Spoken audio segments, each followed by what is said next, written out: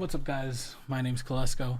I'm bringing you a sound design tutorial. Today we're going to be working in Vital. You can do this in Serum, you can do this in Ableton's Wavetable. You can do this in pretty much anything as long as you have a white noise to go on top and a distortion. And that's pretty much all you need. This is the sound we're going to be making. Super simple, kind of wubby sound here. And let's get started. The first thing we're going to do is initialize this, and you'll have a regular saw wave, right? Next thing we're going to do is select basic shapes as the wavetable, as the first wavetable, and then mess with this attack so you can hear this click. Also, if you don't have headphones, you're not going to hear the beginning of this because it's a sub frequency, so you're not really going to hear this, but you can hear it on good headphones, and you can also hear it if you have a sub. So yeah, now you're going to get rid of this click. You hear this click in the beginning. Easiest way to do it is just to increase this attack. It's already gone. We've moved it a couple milliseconds, you know, not much. You just want to get rid of it. Next thing you want to do is turn on this sample oscillator and make sure it's on white noise. Turn this level all the way down, and then we're pretty much ready to get. It's pretty much set up for you. Next thing you want to do is put these LFO or put LFO1 on the level of your sub here. But you know, you can kind of hear it now coming every quarter notes. I'm gonna do this to make it more of a wubby sound. And then the next thing you want to do is put it on the level of the white noise. Now you don't want to overdo this. That already sounds like too much, but eventually we're going to distort this, so this is really going to be brought out. Okay, cool. Now next thing you want to do is make sure this is going to your effects. This doesn't exactly matter. You can use a filter, but since you're in sub frequencies, I don't think you need to. The way it's set up is just fine. Let's go to this effects rack. Like I said, we're going to grab this distortion, make sure that it's in the beginning of your effects chain, and then we're just going to drive this guy, and we'll do it slowly so we can hear the difference.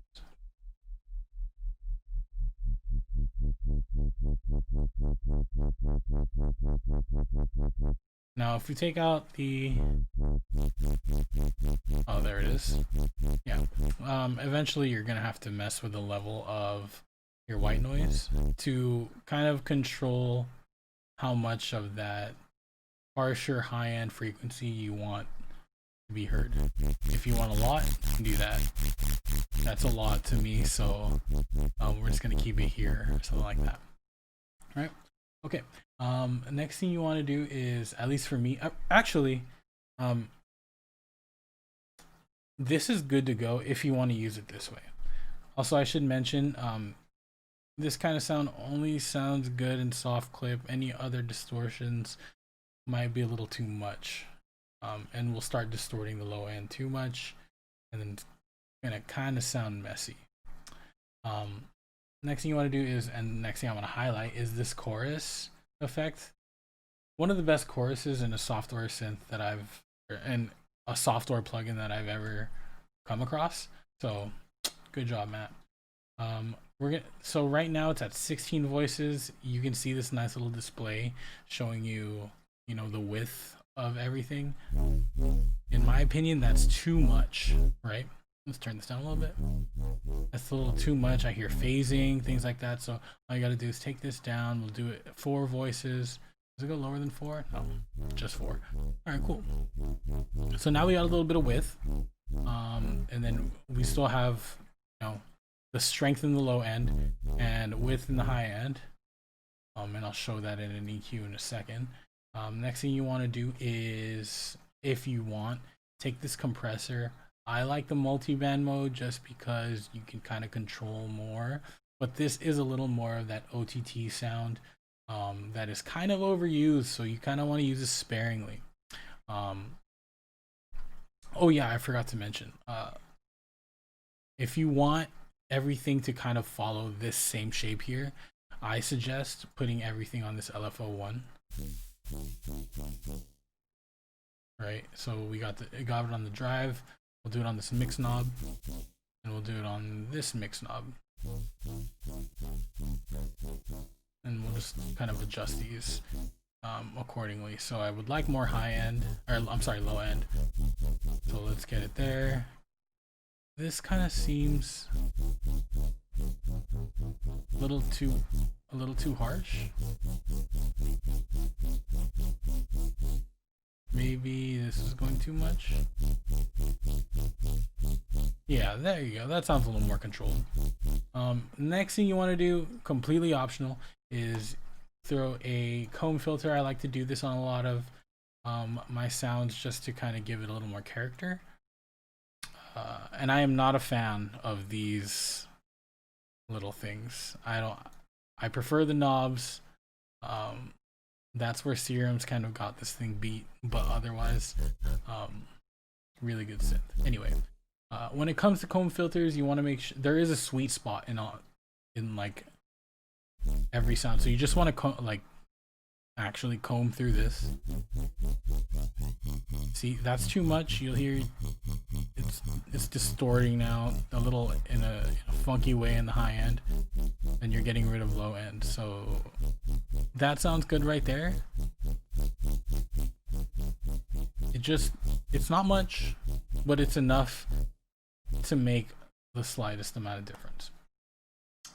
Now the next thing you want to do, is in this spectral morphing, which is just in Vital, which is why I think it's so good that you have the ability to change something or to manipulate sound wave again.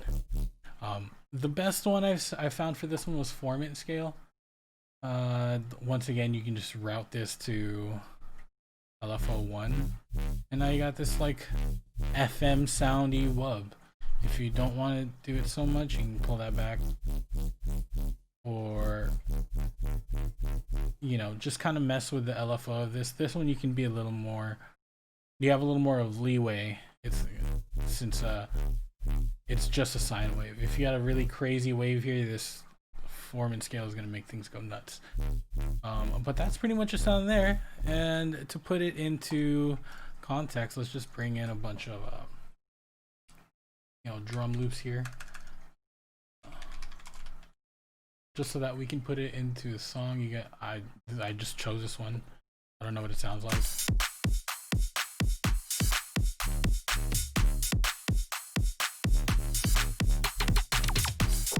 So yeah, super easy.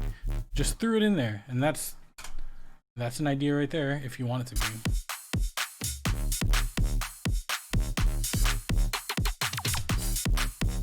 And then let's say if you are looking for something in the more in the bass scene, you can do something like this. Let's change the BPMs to 150, and instead of a wub, maybe you want more of a sidechain sound, which is like this.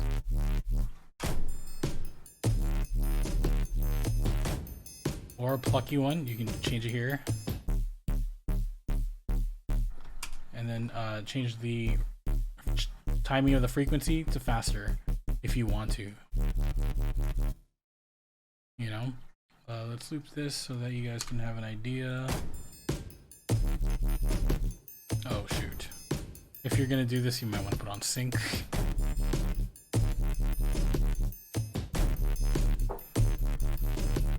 All from one note, and it's just the most simple sine wave, white noise, distortion, and then any post-processing you want afterwards. Pretty much that's going to be the video. If you guys have any questions, leave them down below in the comment section, or if you have any other sound design questions on anything, maybe a sound that you want me to cover, go ahead and leave that as well. Any likes, follows, all that stuff is a blessing. So thank you guys. And that's pretty much going to be it for the tutorial, and I'll see you guys next time. Peace out.